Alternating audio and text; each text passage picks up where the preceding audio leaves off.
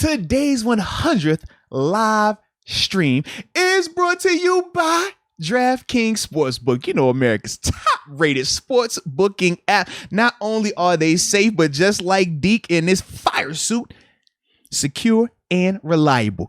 And for all of my first-time users out there, because you can't get to the 100th show without having that first show. So for all the first-timers out there, if you use the promo code MOATS, you'll receive up to $1,000 in deposit bonus money. So with that being said, baby, stop wasting time.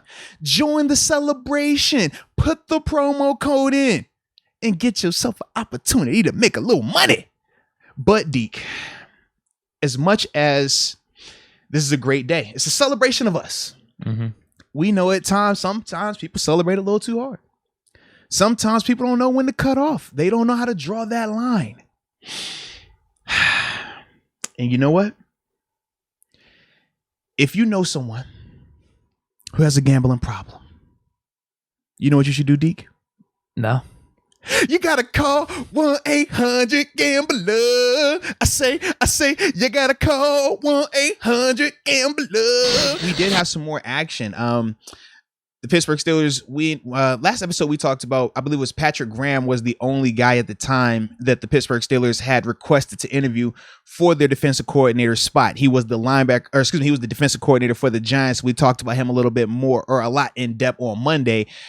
But since then, the Pittsburgh Steelers have also requested to interview Chris Richard, who was the New Orleans Saints defensive coordinator as well this past season. He spent time in Dallas and in Seattle as well, a couple of other spots. But with both of those guys getting requested for interviews, I guess first off, my initial reaction to it, the first interview I got when people were saying the whole, well, this is just, Rooney Rule. They're just following status quo. You have to do this. Okay, if you wanted to make that argument for the first case, sure. This second interview, though, that's not mandatory. That's not required. And I do think that they are legitimately trying to see just other sources instead of just Terrell Austin. Not saying that it still can't end up being Terrell Austin, but I do think they're at least doing a little bit more of an extensive search this way. But with that, I mean, obviously we know the former defensive coordinator in Pittsburgh, Keith Butler, came on the show, was it on 937 The Fan the other day, and he had some comments, in terms of play calling and stuff like that. It really could make this defensive coordinator search turn upside down on his head in theory when you're talking about the candidates that we thought we could get versus the candidates that we probably should be looking at all of a sudden based on the claims that he had made. But that's just kind of where I stand at it initially. What was your initial thoughts on, hearing about Chris Richard being another guy that they want to interview? So it's looking like it's not only him, because I'm seeing another report by Jerry Dulac. We're interviewing Dallas Cowboys defensive backs coach Joe Witt Jr. I like it. Why not? Bring in more guys, because we all assumed it was just going to be Terrell Austin. It looks like these guys have a little bit of a resume. Each one has a little bit of a case. Like Chris Richard. That's how you pronounce it. Richard. There's a little bit of an accent on it. Yeah. I mean, he was the defensive backs coach for Seattle during the Legion of Boom. Absolutely. And then he took over as defensive coordinator in 15 to 17. If you look back on those stats, those defenses actually were pretty good until 17. They started to fall off. But it wasn't as much in the passing game, it was more in the running game. I don't know what was going on there personnel-wise.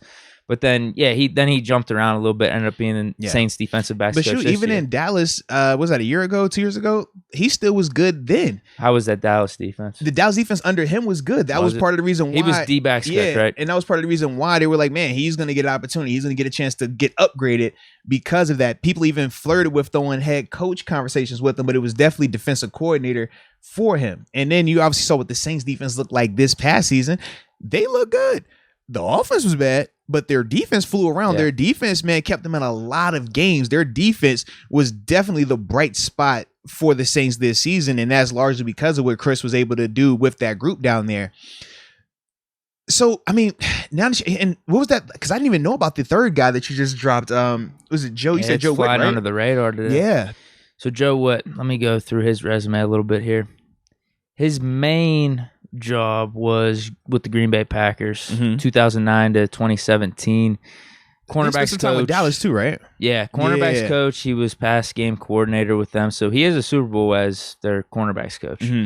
Following the 2018 season, Witt Jr. was secondary coach, pass game coordinator. What's the deal with this? Why is there like these split things, pass game coordinator? So the reason why people get those titles is if they're trying to groom them or make them closer to coordinator, closer to, a higher up, more overseer, executive style role. Whereas if I just call you a linebackers coach or just a DBs coach, it's not viewed the same as DBs coach / secondary coordinator, because secondary coordinator or passing game coordinator means you're not just coaching up your corners and safeties. You're coaching up the linebackers. You're coaching up all the underneath drops. You're coaching up everything. Like, that's what you oversee. Or when you're a guy, say, run game coordinator, okay, you're in control of all of the run game elements, how you scheme it up, the attack, the approach, the personnel that you use. So that's the biggest reason why they give those guys special titles like that. Okay, so it's not just for the title. Correct. Yeah.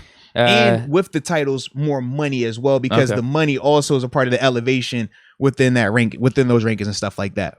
So he did that with the Browns 2019, same thing with the Falcons 2020, and then Cowboys last season. So his big thing, two big things, I guess the Packers, they had some good secondaries there back in the day, but then also this last year with the Cowboys, their defense improved greatly, especially in the secondary. Yeah, now there were some hits and misses with it, but overall, like, this is probably one of the better Cowboys defenses in the past decade. No, I definitely would agree with that, man. And a big part of it was the pass game. No, absolutely, man. So with these three candidates, though, I like all three, obviously, because we talked about the intriguing part about Patrick Graham. With Chris Richard, one of us in here used to watch some Cowboys, even a season ago when he was down there, when Chris was there, somebody in here, not saying it was me, but somebody would watch like every Cowboys game. So they were really confident in him as, So that was even last year. Yeah. Like I said, man, he looked good. I like his approach, man. I like what he does. And then you talk about the Saints defense this year. The Saints defense, for a fact, lit it up. So I definitely like him. And then with Joe Witt, I mean, you named off some of his accolades. You named off some of the things that he's done. He's still reparable. He's still a guy that's qualified. Oh, yeah.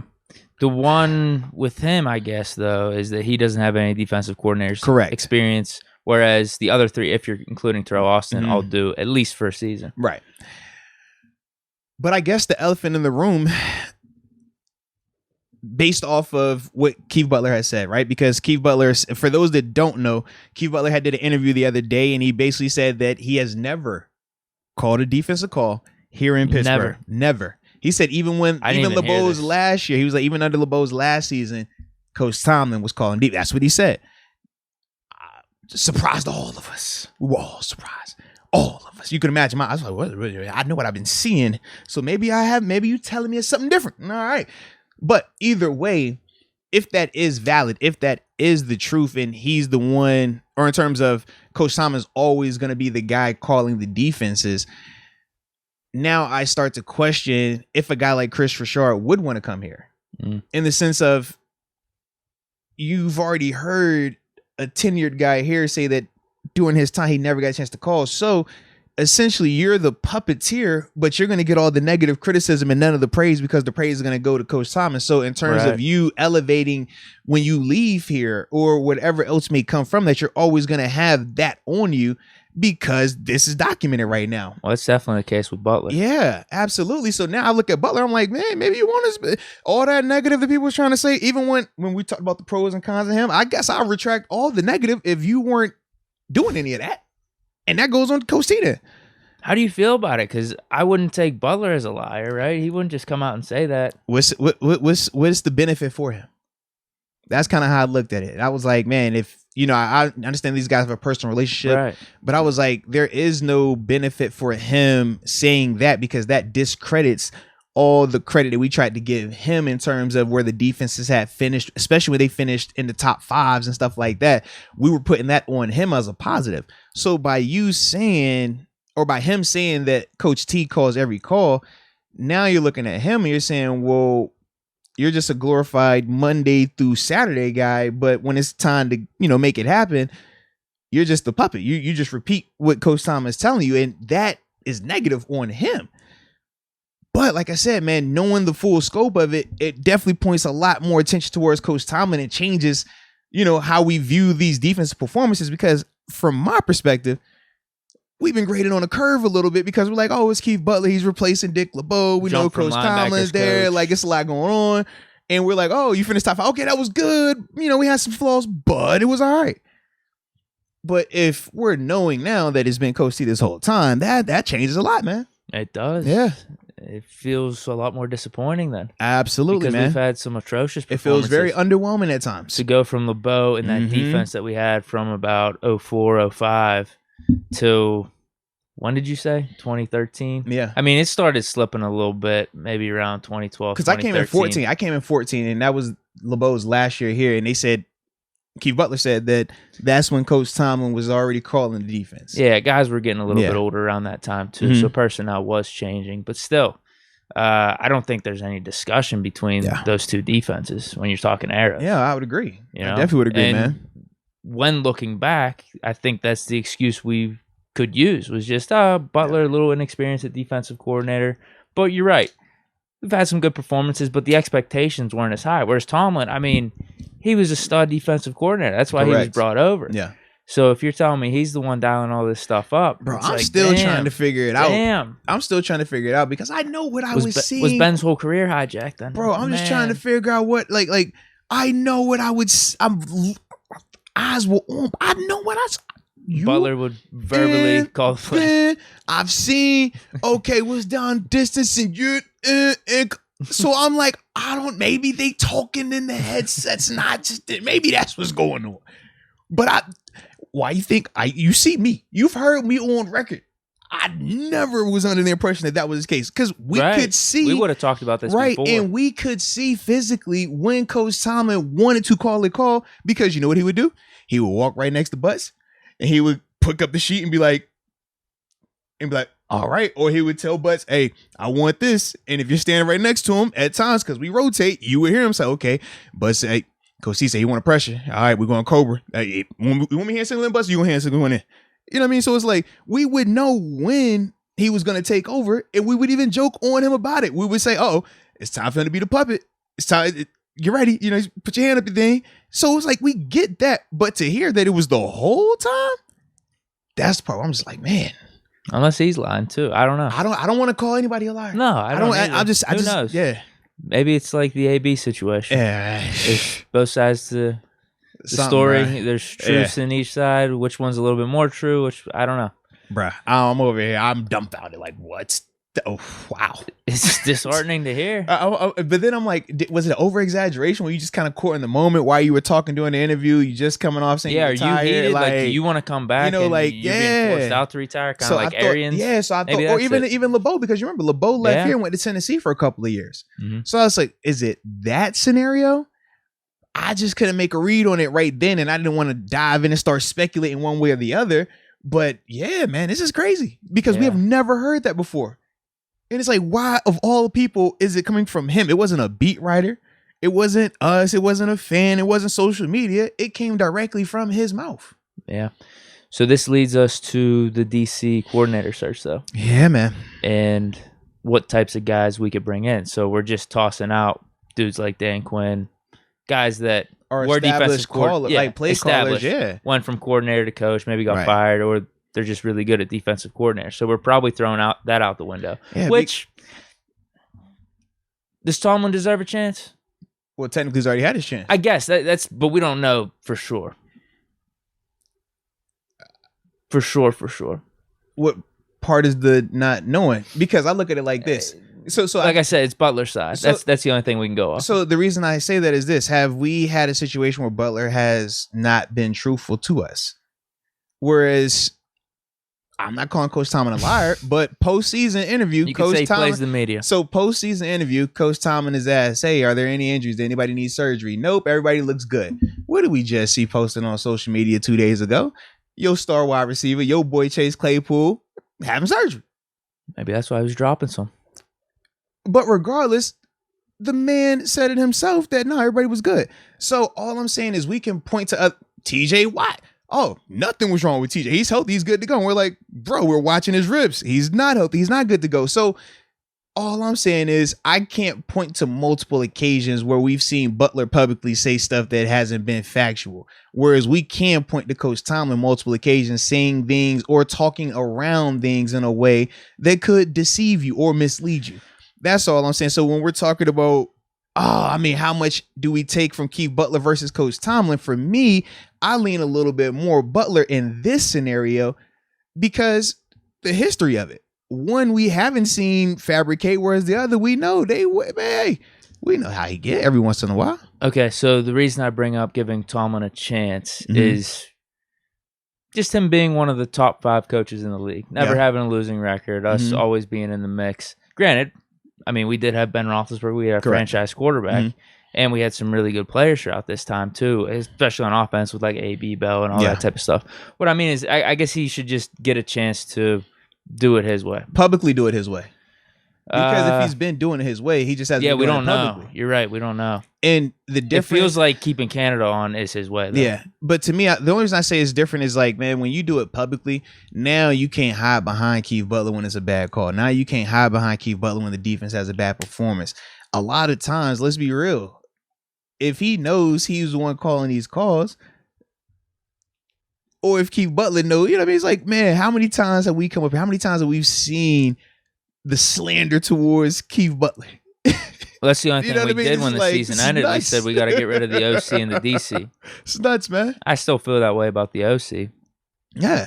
But now that the DC's gone, you're right. Maybe it's crazy, man. Maybe the guy that's been heading it, and Tomlin, he's still around. So how much is it going to change? We'll find out. I mean, this. Yeah, we will, man. This is a bombshell, though, bro. Yeah. That's what I talked about this season, not only for the offense but the team as a whole. It's going to be a huge indictment this season. On how we look. Bro, you look so professional right now, bro. Thanks, I was looking at you talking. I felt like I was on like somebody's like Dateline, CBS 60 Sports. Minutes. Like, you just look so official right now, man. I saw somebody call you Eric DeClaven Esquire. I'm sorry about that. So with these guys that we're hiring, it looks like this is probably our ceiling. Yeah, I would agree, man. This is probably our ceiling. Guys that have either had which I'm not opposed middle of the to. pack goes at it, or young, not a lot of experience. I mean, we say that, but we're seeing it in the comforts of it being the off season. We're not saying that if it's a guy to have a game and we're starting to see our defense look bad, make questionable decisions, play calling look suspect, then we're over here like, man, why did we do this? We repeated the process. Why did we take this young out? We should have done something different. We know this is Coach T. We already heard that this person already said it, so we knew what it was. That's all I'm saying. Like, do we got to go through that another time? Well, what should we be doing then? Because then you're taking power away from Tomlin. It's like you fire Tomlin, then you take power away from him. Yeah, let's say he gets a year. He gets a little stretch here, I think. Well, he's definitely going to get that stretch. It's just crazy because that was not a part of the equation. That's thrown the monkey wrench in like everything with Keith Butler making that comment. And like I said, it just doesn't make sense for him to make it up because it doesn't benefit him. Like, how does that benefit him in any way?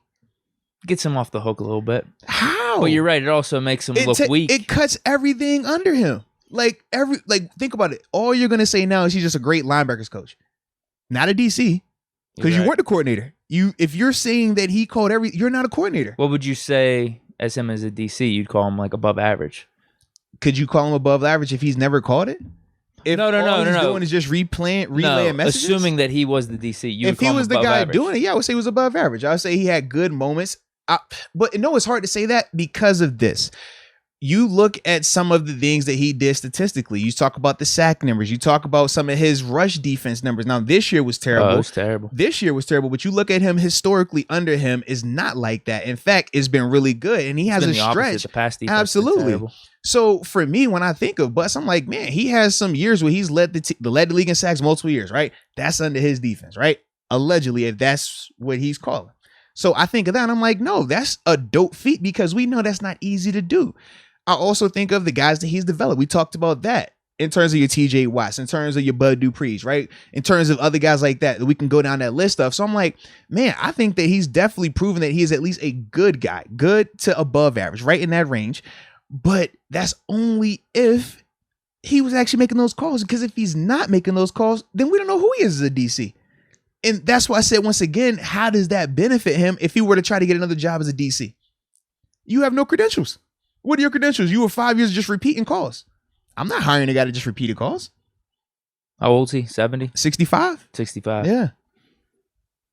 Yeah, it kind of sucks if he does want to get back into coaching. Right. Now, with all those credentials, how do you feel if you attach that to Tomlin? It's different because I view Tomlin at a higher level than I view Keith Butler. It's kind of like when we compare if we were comparing Keith Butler to Dick LeBeau, it's like, man, a bad year for Dick LeBeau is a great year for Keith Butler. A great year for Keith Butler is like, it's like a below average year for LeBeau. And when I look at Coach Tomlin, I think of him in that same vein of, you're not held in that standard that we looked at Keith Butler, and you're held in the standard that we would talk about with Dick LeBeau. You're supposed to be in that conversation. And if that's the case, and you were making all these calls these past couple of years, that is an indictment on your ability right now. And now you ask yourself, do you need fresh ideas defensively if this has been you? Because this is supposed to be what you specialize in. And right now, we haven't looked. Well, we know obviously this year has some stuff going on. Yeah, it sucks. 2020 was a really good defense before the injuries, that's too. The thing, 2020 man. was really good defense. Shoot, I even think about that 19 season when Ben went down. Right. That season was cooking. Right. But then I think. But these are the positives we were talking about Butler when he retired. Exactly. So, I mean, we could say that's positive for Tomlin, though, if he's the one making the calls, because those defenses were good. And it was personnel then still, but you're right. There is levels to this a little bit. Right, because for a good Mason game versus a good Ben game, night and day, right? Yeah. So a good Keith Butler defense versus a good Mike Tomlin defense, to me, is levels to it. But that's why, like I said, I don't understand why he would say this if it wasn't true. It's weird. Like, why? And the timing of it, It's weird. I just don't get it, man. Yeah. If you knew you were going to leave and you wanted to, I'm going to burn this joint down on the way out, well, man, you leaked out earlier. You started getting that narrative out there a couple weeks ago before everybody started pointing the finger at you. You think, that could be awkward, though. Especially these boys with Tomlin. They still boys, bro. They've been boys since Memphis, back in college days. Like, they go way, not in college together, but coaching, they got their starts together. Like, they're part of that, they growing up since 30 plus years together, man. You think they ain't boys anymore? Nah, they are boys. But at the same time, it's been, I'll tell you how my boy did me. He put it with that Bengals jersey on. You already said it yourself. I'll be losing friends. So clearly you might have that Butts energy, Maybe that's the situation. Maybe he took that Deke energy and he was like, you know what, I'm going to tell y'all this on the way out. Maybe. So ultimately, we're good with these guys that they're interviewing. I'm kind of excited, I guess. How excited? It's whatever. It's better than what I thought. My expectations were low because I thought it was just going to be Terrell Austin. And these guys actually have some pedigree. They have some reason to be hired. No, they do, man. I agree with that. Like the dude from the Seahawks. You know what? Why not? I mean, he was DC. The Legion of Boom was legit DC too, experience. Man. Yeah. He was their D-backs coach when they were the Legion of Boom. Graham, everyone's loving him. Giants. Yeah. Well, you said, I don't know if you want to get to chat or anything or transition, but you said you have even more information. I did, man. I had a chance to talk to a guy who he's a part of the Giants post-game show down there on the 97 The Fan affiliate in New York and stuff like that. So we were just, doing an interview, talking to him about Patrick and some of the things that was intriguing about him, some of the things that he didn't like about him. He said that he thought as a whole, the thing that he likes the most is how versatile his schemes are. They're not necessarily they don't have to just be 4-3. They don't have to just be 3-4. He thought that how multiple they were at times was an advantage for them. He said they got off to a slow start this past year, and it was because of the defense trying to figure out personnel, figure out how to mesh and do all the multiple things. But they said by the time mid-season hit, that defense was balling. You know what I mean? And it was the offense was going terrible. Absolutely. So he was like, that was the real situation going on there. But he also said that in terms of what he specializes in, secondary coverage element stuff, right? So he likes that, but he also had experience as a D-line coach, as the linebackers coach. He's very versatile in terms of his approach, very knowledgeable of all the different levels, which is also good. And then in terms of the negatives, number one was the experience, right? Just not having a lot of it. Number two, oh my gosh.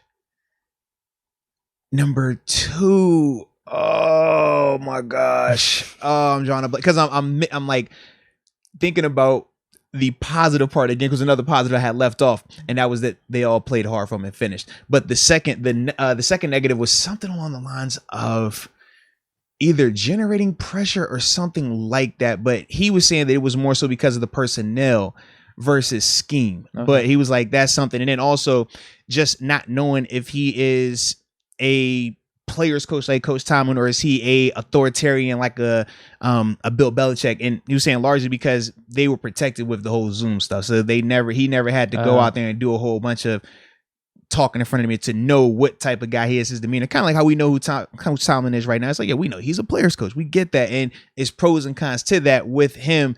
They just don't know what he is right now because he really hasn't had that type of exposure. So it's really the knock is more so experience. That's what it sounds like. So it's like, not saying I'm a great insider or anything, but I did read an article or two saying that the players really liked him. Yeah, and that was the other thing. Yeah, they said they definitely love him. I don't know if that translates into exactly what type of coach he is, but.